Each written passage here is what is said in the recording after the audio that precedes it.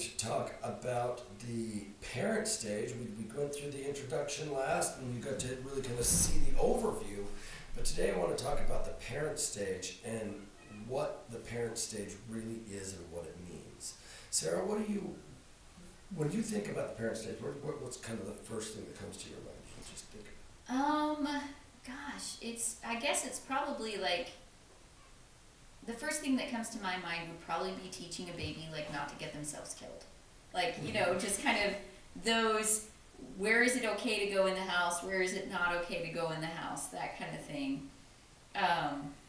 So that just really comes to mind, and I guess also kind of teaching them how to interact with me. I don't want them to slap me in the face. I don't want them to pull my hair, teaching those kind of things.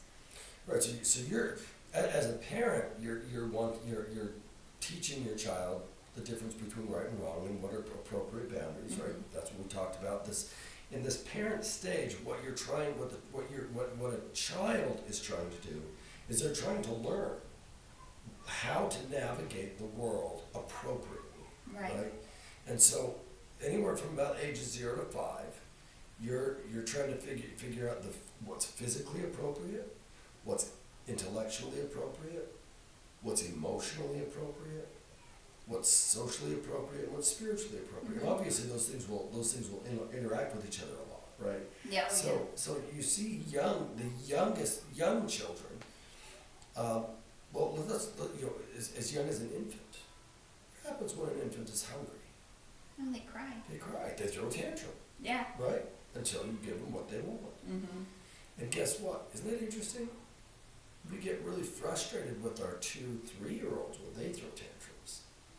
But they're just doing the same thing they've always done to get what they want. Yeah. From infancy, right?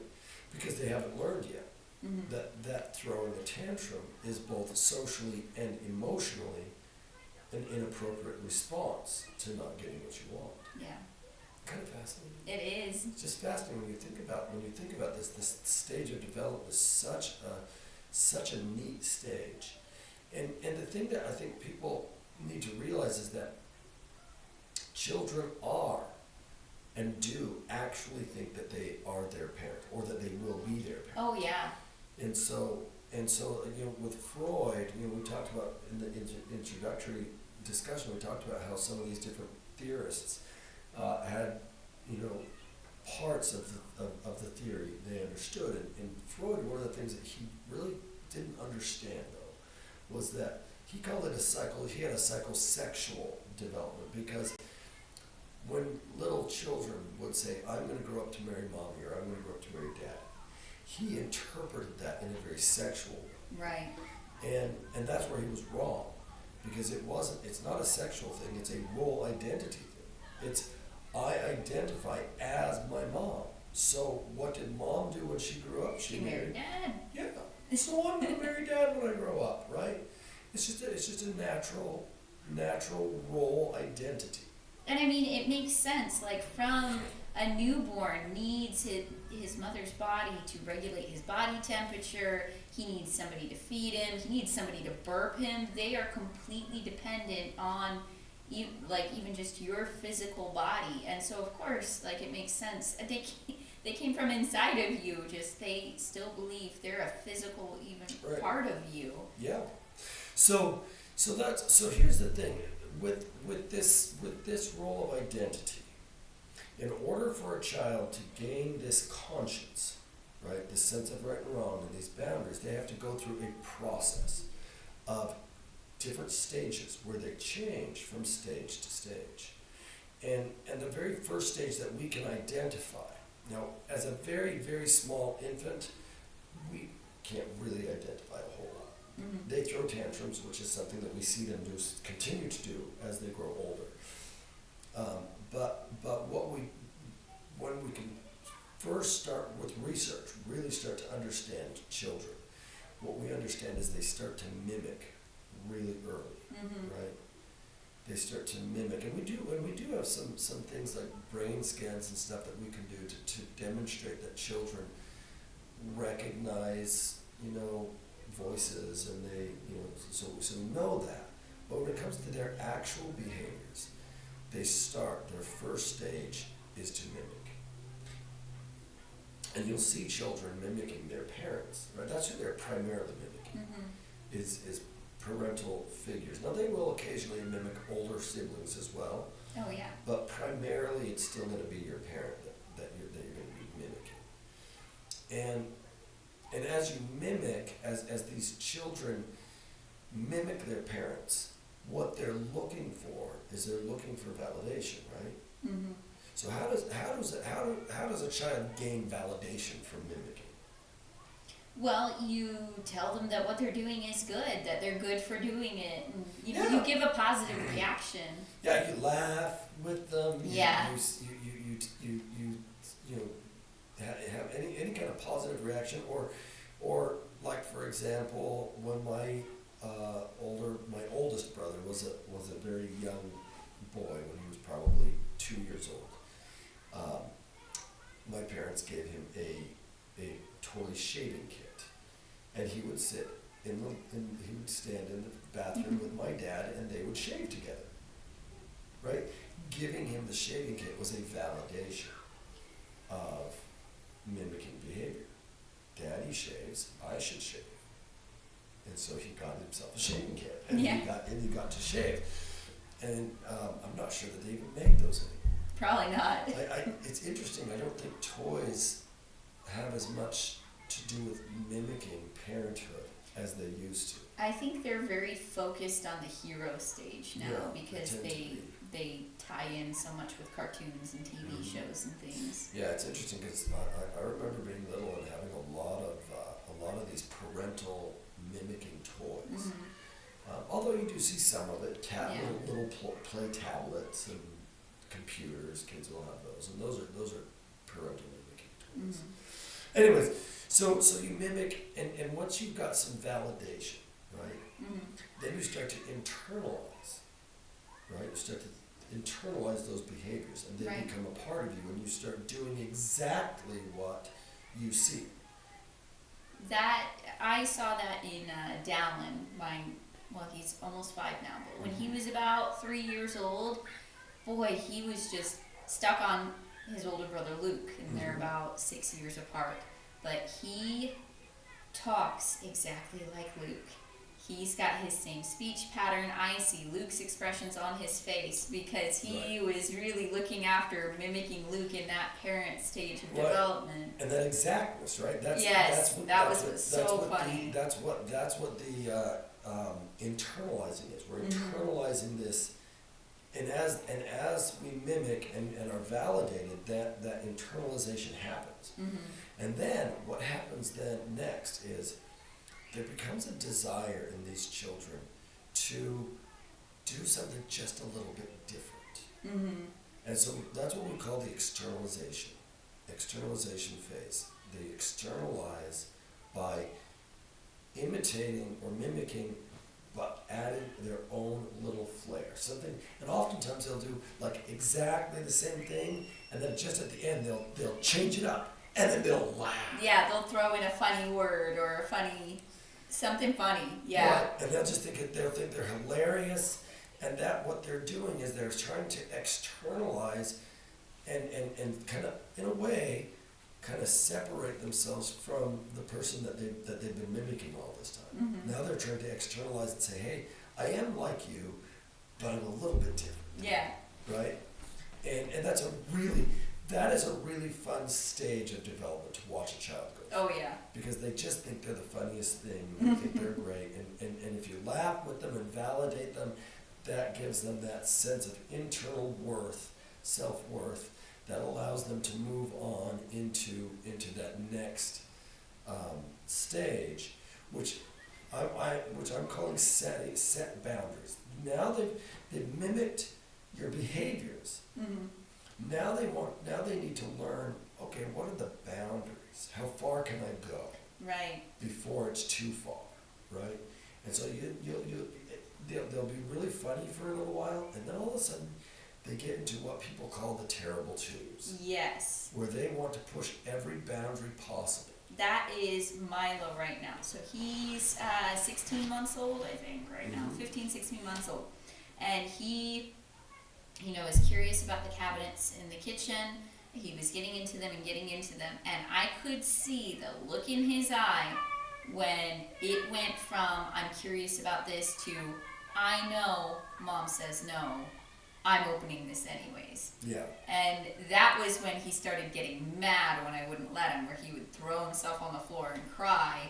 But it's because he sees that boundary and he's seeing how far he can push it. Right, and remember, you're not always in the same stage of development or stage of change in every one of the domains of life. So he may be physically setting boundaries, Right. but emotionally he's not there yet. So Yep. he's throwing tantrums. Yeah. Right? Yeah. Because he's still throwing the tantrums he threw when he was an infant Mm-hmm. to get what he wanted, and he's not there. He's not at the setting boundaries yet emotionally. Right. But physically he is. He wants Yeah. to go and see what he can do, what he's allowed to do. But then when he's not allowed to do something, he doesn't have the emotional boundary to say, okay, that's okay. Right. Instead, he throws a tantrum. So his emotional development is just a little bit behind his physical development, right? Mm-hmm. It's fascinating. It you is. see these how these interplay with each other and how they interlock, and it's so fascinating. Okay, so, and again, it is a little bit complicated, but it's also simple. Yeah. It's both. So the setting boundaries. Now, once a child starts setting boundaries and they start to see, okay, this is how far I can go. They start to validate their own selves within their world. So they start to be able to say, okay, I set this boundary for myself because I know I'll get in trouble if I do this. Or if I do this, something good is going to happen, and so I'll do that. Or if I do this, it makes mommy happy, so I'm going to do that. Mm-hmm. And they start to set these internal boundaries, and they start to validate their own their own system, right? Right. And they need that validation from their parents, right? That's primarily who's they're getting that validation from. They're saying, "Mom, I made your, I made your bed," and you go in, and of course your bed's a terrible mess, but they made their bed as best as they could, right? This is Yeah. a 3, 4, 5-year-old child, and they went in and made your bed because they knew it would make you happy. That's a boundary they set for themselves, right? It's not a sense of right and wrong. Maybe it's good to make mom's bed, but it's more of a boundary, like, hey, what's gonna make mom happy? Right. Or another child might not make their mom's bed because mom might be upset when they go in her room, Mm-hmm. and so that child has a different boundary, which Yeah. is, Mom, I didn't go in your room at all today, Mm-hmm. right? So you're getting these personal boundaries that are being validated by the parents, and the children, you'll notice, they'll say what they've done that's within their own boundary, seeking validation. Oh, and if yeah. the parent recognizes that, they can validate that. And if they don't recognize that, oftentimes it leaves the children with a weaker internal parent. That just, what you said just now, just clicked for me. Why children, they could be potty trained for a year or longer, and they're potty trained just fine, but they'll still come to you and say, I gotta go potty, I'm gonna go potty, and it's Yeah. like, okay, you know what to do, buddy, and, Right. he goes and does it, but they're showing that they understand that boundary and And looking for that validation validation. to say, hey, this Mhm. is I've got this boundary, and I'm so you're creating that internal self-worth, that strength of character, by validating those children when they come to you with their boundaries. That's what they're doing. They're saying, look, Mom, I set this boundary. Is Yeah. that okay? Is that Yeah. a good boundary? And you're like, yeah, that's a great boundary. Okay, good. And that boundary becomes solidified for them as they Mhm. validate it over and over and over. And then here's the thing that will happen next. As that child becomes validated within their own boundaries and within their own conscience, right? They've mimicked, they've internalized, they've externalized. That's kind of setting those behaviors and that right and wrong. Then they've really moved into the setting boundaries, validation. Now they're realizing, hey, I'm me. I've been validated as me. Mhm. I'm not mom, or I'm not dad. And there's this kind of existential crisis for a moment there that they'll go through, where they're like, but who is me? Yeah. If yeah. I'm me, I'm not mom, I'm not dad, who am I? And that's what, that separation, that existential crisis pushes them out of the parent stage and into that next stage. Mm-hmm. So what we see is that our children are moving and developing through these stages of change. But each stage of change requires them. Let's put it this way: at each stage of change, there's a small crisis. Right? Mm-hmm. When you go from mimicking to internalizing, we're just mimicking in the beginning. You know, it's not becoming a part of you. It's just Right. I'm just acting like this other person.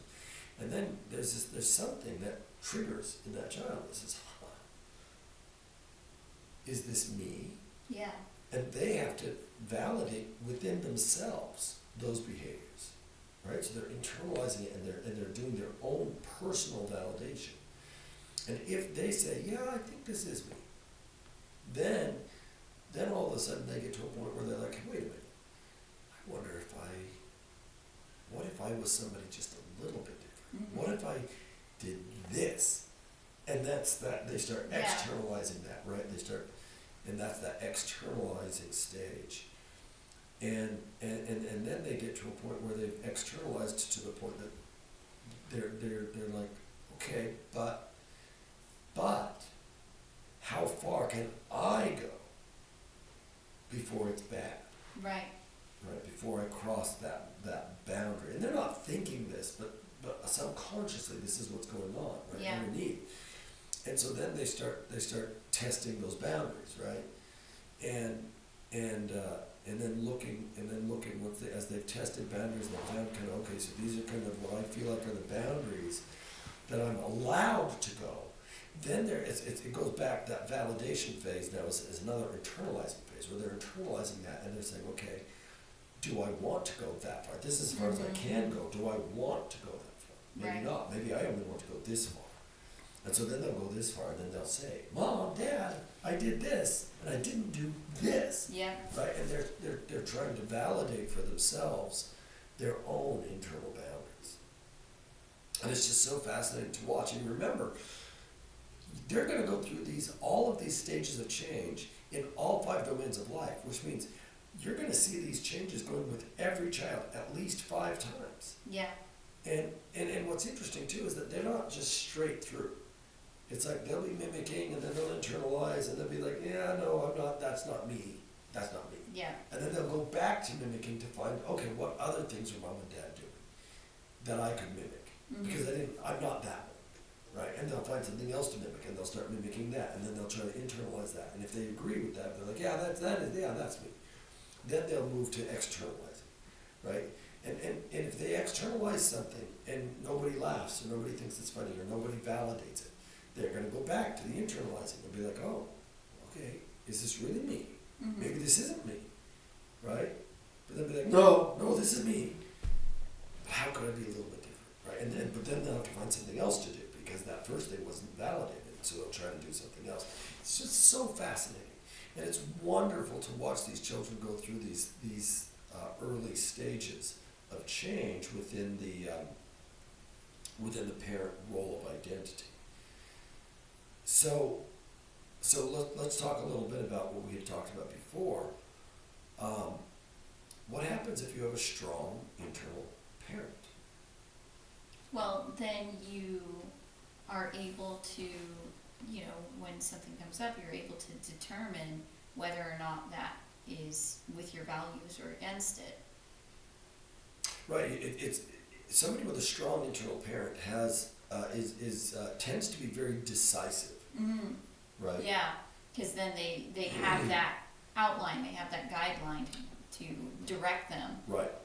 So there's a lot of decisiveness that comes with that, and actually a lot of confidence in your own ability to recognize things for what they are. Right? Mm-hmm. People with a strong internal parent feel confident in their own. They feel confident in their own assessments Right. of a situation. and then obviously they, so that's a really good thing that you can have. Now, what happens though if obviously if you have a weak parent, it's the opposite, right? Yeah. You don't, you're not confident, tend to be really have low self-confidence. You don't believe that you can assess a situation well. You tend to rely on other people Yeah. a lot more. Yeah, it's a lot of that waiting for somebody else to come in and take care of the situation. Right, and you're just not decisive. You don't want to have to make the decisions. You want Yeah. somebody else to be able to do that for you. The other thing to remember is that you want your domains of life to be developing at a close to the same rate. They Yeah. won't develop at the same rate. They're not going to, and you don't want to try to push a child to have all of them go one, Yeah. all at the same time. But I think the general rule I would say is that you want your roles, your domains of life developing within 3 to 5 stages of change of each other. Mm-hmm. And once you go more than 5, you're really stretching it. And then you get into a lot of issues. And I know some of the big ones that we see is some people develop physically really fast and emotionally really slow. Mm-hmm. And then you get 2-year-old tantrums in your 10-year-old Yeah. because they're 10 physically, and they've physically learned and developed, but when something doesn't go their way, they are emotionally back at that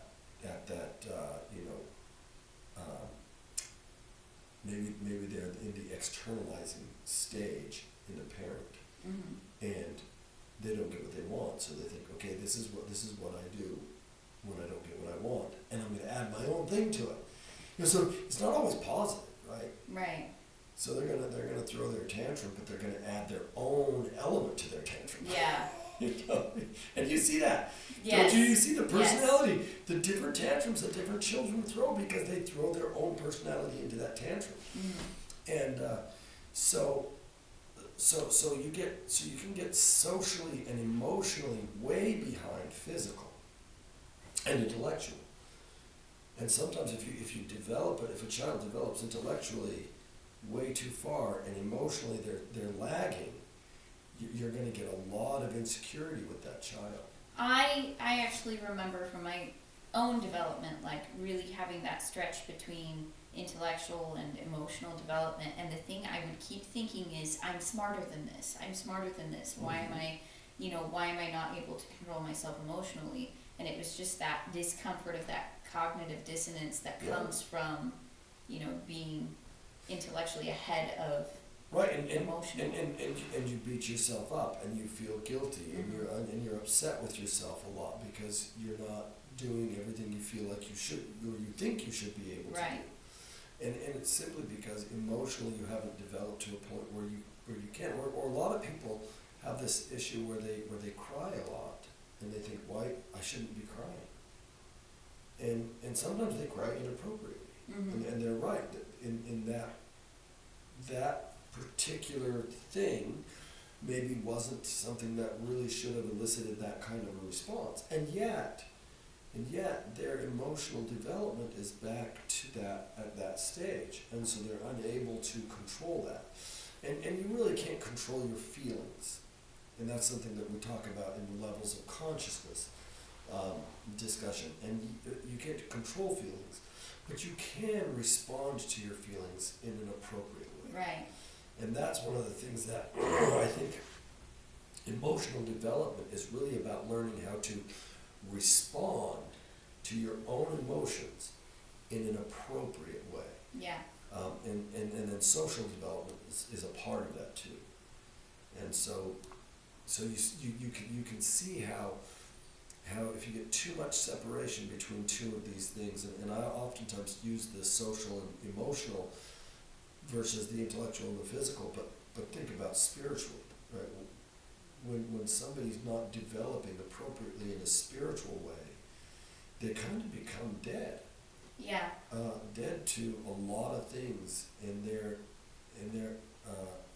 responses to things, spiritual things, becomes really problematic. Yeah. Yeah. And so if you're developing very quickly, physically or intellectually or emotionally, but spiritually you're lagging. And it seems like, there could be a lot of excuses made for Mhm. spiritual things, like just reasonings and excuses for. Right, and I think it's important, one of the things that I think a lot of people leave out when they're talking about human development is that spiritual development. And I think it's an integral and important part of our development. And even if you're not religious, you don't have to be religious to have a spiritual development. And you think about emotional development within this childhood framework, right, is learning how to manage your emotions. But spiritual development within this framework is learning and understanding who you are, right? And it's having that spiritual understanding and that boundary of being able to say, no, I'm a good person. Yeah, I have self-worth. Right. And so we need to remember that. Okay, so let's do a really quick recap, Sarah, of the parent stage of development. Yeah. So, what parent stage of development is usually from about infancy, 0 to 5 years old. Within this stage of development, we're trying to develop our sense of right and wrong and our boundaries, which is our conscience, right? And we go through a series of stages of change, which start with mimicking, moves into internalizing, and that moves to externalizing, and then we start to set boundaries, seek for validation, and then we separate from this stage of development. That's kind of where we are. So, what's our assignment this week? What is our assignment? For this discussion.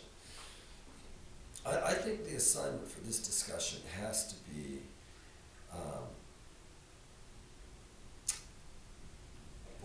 I just want you to go look at the way that your parents